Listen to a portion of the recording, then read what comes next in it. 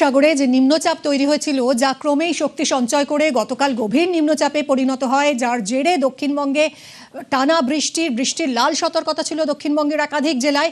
সেই নিম্নচাপ ক্রমেই সরে যাচ্ছে, এই মুহূর্তে দক্ষিণবঙ্গ এবং ঝাড়খণ্ডের উপরে অবস্থান করছে। এই নিম্নচাপের জেরে দক্ষিণবঙ্গের জন্য কি পূর্বাভাস থাকছে?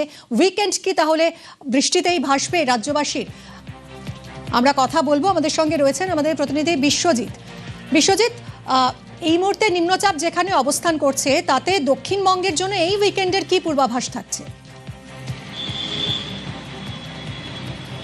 এখনো অশনি সংকেত কিছু জেলায় রয়েছে, তবে সামগ্রিকভাবে দক্ষিণবঙ্গের যে আবহাওয়ার পরিস্থিতি ছিল তার থেকে কিছুটা উন্নতি হয়েছে। কারণ এই যে নিম্নচাপ, সেটি এখনো গভীর নিম্নচাপ রূপে অবস্থান করছে এবং মেদিনীপুর, বর্ধমান, ঝাড়খণ্ড লাগোয়া এলাকায় অবস্থান করছে।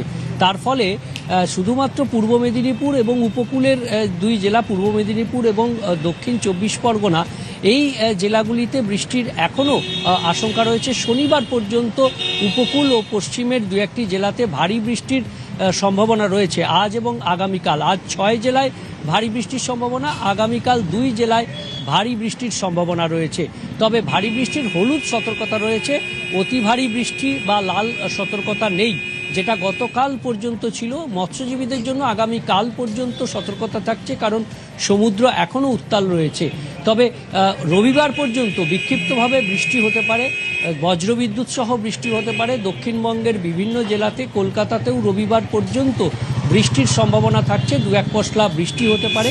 তবে মূলত আংশিক মেঘলা আকাশই এখন কলকাতায় থাকবে, পুরোপুরি মেঘলা আকাশ নয়। কখনো কখনো মেঘলা আকাশ থাকলেও 2-1 পশলা বৃষ্টি হবে।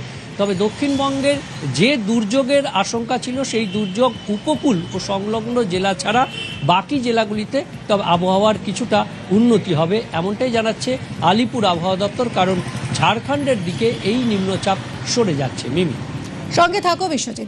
যেরকম জানাচ্ছিলেন যে উপকূলীয় জেলাগুলো এবং পশ্চিমের কিছু জেলায় এখনো আবহাওয়ার সতর্কতা রয়েছে, বৃষ্টির সতর্কতা রয়েছে। প্রবল বৃষ্টির লাল সতর্কতা উপকূল এবং পশ্চিমের জেলায়, ভারী বৃষ্টির সতর্কতা।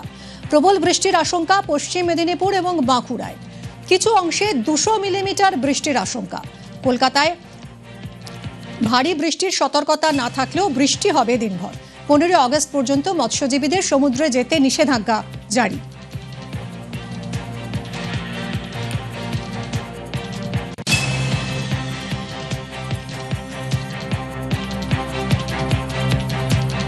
গভীর নিম্নচাপ তৈরি হয়েছে, এটি আগামী 24 ঘন্টায় আমাদের পশ্চিমবঙ্গের উপর দিয়ে ঝাড়খণ্ডের দিকে সরে যাবে। দক্ষিণবঙ্গের সব জায়গাতেই হালকা থেকে মাঝারি বৃষ্টিপাত হবে, আর ভারী থেকে অতি ভারী বৃষ্টিপাত হওয়ার সম্ভাবনা থাকছে পূর্ব মেদিনীপুর, বাঁকুড়া, পুরুলিয়া এবং দক্ষিণ 24 পরগনা জেলায়। এর প্রভাবে আমাদের কলকাতাতেও সাধারণত মেঘলা আকাশ থাকবে, আর আগামী 24 ঘন্টায় বেশ কয়েক পশলা হালকা থেকে মাঝারি বৃষ্টিপাত মাঝে মধ্যে হওয়ার সম্ভাবনা থাকছে। তীব্র বৃষ্টিপাতও হতে পারে। উপকূল অঞ্চল এবং উত্তর বঙ্গোপসাগর অঞ্চল দমকা হাওয়া থাকবে, তার জন্য মৎস্যজীবীদের আগামী 15 তারিখ পর্যন্ত সমুদ্রে যেতে মানা করা হয়েছে।